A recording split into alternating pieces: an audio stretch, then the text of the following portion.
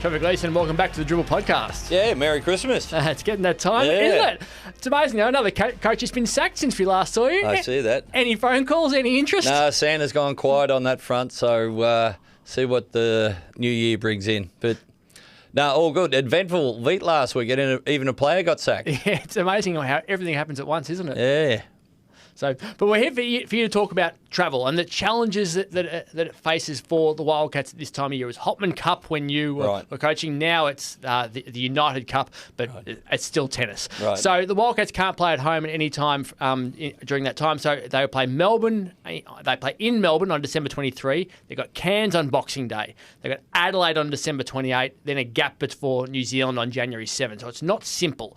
How did you handle being away for extended periods, knowing you were going to have away game after away game after away game? Yeah, it's something that you're used to over here in Perth. You know you're going to get caned at the travel at some time, and normally around the Christmas period is that. But, there's two ways you look at it. You can look at it, complain it, and maybe what Adelaide should have done last week, or accept it and use it to your advantage.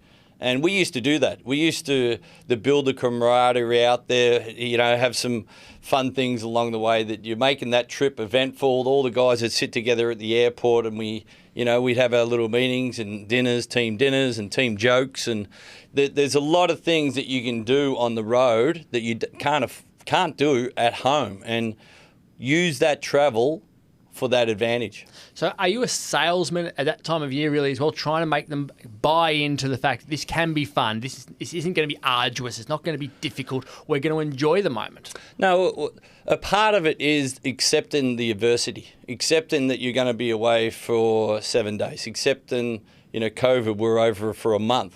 And we stayed at a hotel and all the power went out. And so the guys came out and played hide and seek. 7-footers playing hide and seek. It was quite hilarious. But that accepting the adversity, because you can build on that to build the team camaraderie. You build the toughness, you build the togetherness, you build the unity, and you add that adversity. It comes later on in the finals. You're going to get hit by adversity somewhere. Use that time to say, hey, this is a really good challenge for us. See if we can build and make ourselves stronger. Instead of looking at it, it's negative. I got to get up at 3 o'clock in the morning and get to the airport. We got to get there. I used to try to put the team through adversity in pre-season. Like, we would have 3 games in 3 days, and they finish at 10 o'clock at night, and they got to play at 12 the next day. And I said, I know you're tired. I know you're hurt, but what I want to do is I want to see you respond, because that's going to happen through the course. And when it happens later on, you can build on it. So you remember that time that we travelled for a week? Okay, and we got through it, and we got so many wins. Now's the time. We're at the finals now. We've got the semi-finals. We go straight on to travel. So you got something to build on for the future. So how important, you were used to it, and Damo was used to it, and Jesse was used to it. Then you're bringing in players each year who are doing it for the first time. How important is it to get that message in early that this is going to come, and that you guys have done it before, and that it's not going to be as big a problem as what those new guys would perceive in their own minds? Yeah, well, you would mention it and say, hey, this period of time here, this is tough. You might have 7 games in 15 days and 6 flights, and to go through that period of time. And I remember that happened for us in the finals, and then the toughest period that we had for travel was go to New Zealand for the final. We played on a Wednesday night here, Friday night in New Zealand, back here Sunday afternoon. And the guys are tired. I knew it was tired, but we built through the year that we could face this. We know it's going to be tough. You know you're going to be tired, but we produce when we're tired. This is our best. There's the other team. And we were fortunate to win that 3rd game by 30, I think, to win that championship. But that's you're selling, and you're enforcing positive reinforcements that this can help you down the track. So there's a really interesting scenario that the Wildcats got at the moment. They're going to take family and friends, family members over to Melbourne for Christmas, because it means that they can all be together and they won't have to come home. And I look at your 2019-20 year as a great example of having to make decisions around when you come home. So you flew to Sydney on December 27. Right. You play on December 28 and win. You fly home on December 29 so the players can have 1 day with their families and then leave again December 31. Then you're in January 1, you're away. You stay away until January 5 and then come home. So making the decision between staying away and coming home for 1 day or 2 days, how much planning went in around those sorts of calls? Yeah, it's the totality of the road trips And I was always a fan of getting to sleep in your own bed as much as possible, and especially with family have young kids. Okay, one day for young kids seems like a week, and it's you go away and the kids can't walk, and then you come back and they're walking and talking. It feels like that when you're on the road. So any time that we could get back home, and obviously with the flights, it has to match up. There's no use having fatigue and then you get home at 9 p.m. and out at 6 p.m. in the morning. It's when it works well, and if there's enough time to rest and some down period, I think it's invaluable to sleep in your own bed. You think it'd be great for them to have their families over there? So they're going to go over for the December 23 game. They'll be together for Christmas Eve as a group, together for Christmas Day, train Christmas Day. Then the families will fly home and they'll fly off to Cairns. So do you think that just having the 36 people together in the one location is a great idea? Yeah, it's a great initiative. I really like it. It's something, especially that travel time that you're travelling on Christmas Day. That's tough. We trained a couple of times on Christmas morning, and then flew the next day to play, like you said, on the 27th. So it's a tough period. We used to have it off, but the reality is now we've got 2 NBL games on Christmas. So you're going to be playing on Christmas here real soon. So it's something a little bit different than America, where America's seen the Christmas Day game is the number one game on TV. It's a different culture, isn't it? Altogether, like up until last year, we didn't have any Christmas sport, and now the NBL is starting to build. It was 1 game last year, 2 games this year. What are your thoughts on it? Do you think it's something that's going to build within Australia, or are we too different to the US? Well, it's the weather in the US. I used to coach Sioux Falls Skyforce in the CBA, now the D League or G League, and our biggest game was Christmas Day because a lot of Americans have their Christmas on Christmas Eve. And the families get together, and virtually you're snowed in, especially in the Midwest. It's cold, it's wet, and by 4 o'clock Christmas Day, they're ready to get out of the house, and they can't be like us to go down the beach, have a barbecue, go around your mate's place. You're very much confined with the weather. And that was our biggest game. We would get 6,500 people and be sold out, a month beforehand. But in the NBA, that's like a marquee game. If you are playing one of those Christmas Day games, that's classed as you're an elite team. You are number one in the ratings, and teams like to play on Christmas Day in the NBA. It's a little bit different culture for us over here. So you didn't get involved in any Christmas Day games while you were over there in your 2 years. I think you were December 23, your last game for both of them, and then I think 27th, 28th sort of time. Did you? How did you spend Christmas once you were there? Given you weren't actually with your family and you weren't with your team. Yeah, it's tough. It really is. You're away from your loved ones, and especially that Christmas, it's a real killer. I guess it was 12 hours of difference, so we kind of worked out that it was 7 or 8 o'clock in the morning. It was 7 p.m. Christmas Eve, so we got to open presents up by FaceTime. And that way, but it's not the same. So you get through it somehow, but mate, in the NBA, every day just melts into the next. It's you either work and there's very rarely a day off, and if you have a day off, you better get ahead of the game. So if something happens, that you're organised. So different kettle of fish. But I'm happy the Wildcats are taking their family. I think that's a great move, and thinking about that process to make a more family club, especially with young kids involved. But yeah, different from the NBA.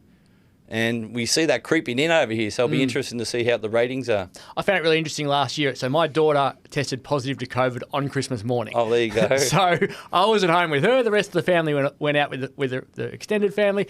And I'm sitting at home going, I watched Top Gun, I watched Top Gun Maverick, and then I watched the basketball. And I thought it was great that you could do that. So there is a market, I think, for people who have smaller families. Like you're over here with your extended family in Melbourne. So how big's your event going to be this year as an example? Yeah, well, look, I don't know. I haven't been home for 2 years for Christmas. So, yeah, it's normally we're just home, family, and then go down the beach and catch up with some family friends. And our family don't get too much together. We're all over Australia, living all over Australia. So very rarely that happens, especially with, our parents passing. But it's going to be interesting to see how that eventuates into sport. As it looks like got a little bit of momentum with the NBL playing Christmas Day. Now they're putting 2 games on. Will they put a Christmas Eve game on next year and, have it like a Christmas period that you have a lots of merry atmosphere for the games? I think it's a great initiative. Yes, they've got the Christmas Eve, they've got the 2 Christmas Day, and they've got Boxing Day at the moment. The question is how far you have to travel, I think. So Melbourne went to Sydney last year. Now it's Sydney versus Illawarra. Southeast Melbourne copped the travel side of things this year. You mentioned that you've got situations in the past where you trained Christmas Day. Was it well accepted, just even the training part of things? No. It was. It's something that you have to. We can't jump on and not you're not training on the day that you travel, especially from Perth. It might be different from your Melbourne to Sydney, where it's an hour flight. From Perth, it's 5 hours. So you're not training on not training on the travel day. And if you don't train the day before you travel, so you haven't trained for 2 days leading into a game. It's just, especially basketball, needs a ball in your hand just to keep your hand-eye coordination sharp. And that was more so, hey, listen, we got to do it. I don't like doing it, but it's a part of it. Let's be professional, come in here and get our work done in an hour and a half, go back, and then we can have Christmas, with our families. As you said, the Wildcats will take everyone over. How do you think they'll handle the whole... It's unique having to have the families there and prepare for a game. Have you had that before? You've had everyone on the road together? Well, normally in the finals, most of the family come in, but we kind of travelled separate. It was just to keep our focus. With the championship that we won in Melbourne, a lot of the families came over to watch that game 4 in Melbourne. And it was great to celebrate with them. It was, the championship we won on the road, much rather win a championship here in Perth. But it was great for them to be there and us to share that moment with them. And I think this is a great thing that you have a Christmas. I remember that Christmas we went for the Wildcats and went to get over. What I don't like is they're on commercial airlines. And the NBA, you got your private jets and everything goes to when you're ready. Over here, there's problems and all of a sudden you're traveling with 50 people. The logistics can cause a bit of an issue. Yeah, and the commercial airlines was the reason why Adelaide had so many problems, that they couldn't fly direct to New Zealand. They had to fly, came back via Sydney as well, so they were all over the place. So it's not simple when you're travelling around the world or interstate trying to get these sorts of flights organised. And that's what I mean. That builds resilience. That builds adversity. So if it does happen in the final, that, hey, listen, we missed our flight and we don't have to fly, those little things can't upset your performance. So it's a positive way that you can look at it as well.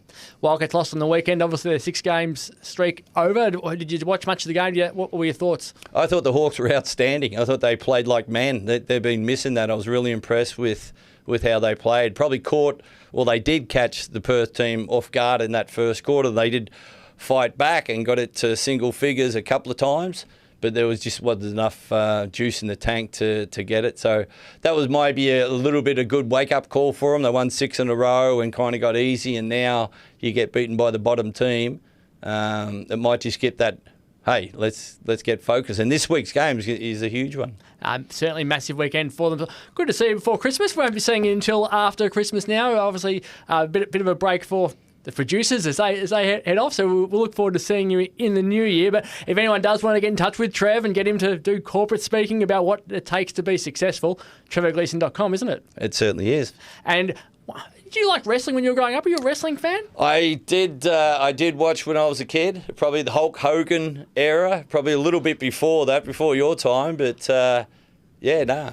Well, wrestlers are coming to town in February with the Elimination Chamber, and I'm lucky enough to catch up with Rhea Ripley in a couple of days' time and her Judgment Day colleague, Dominic Mysterio. So if you like your basketball, if you like your wrestling, we'll be having some more podcasts in the coming days about wrestling as well. So Hulk Hogan, not Hulk Hogan anymore. It's about the women's champion and Dominic Mysterio from Judgment Day.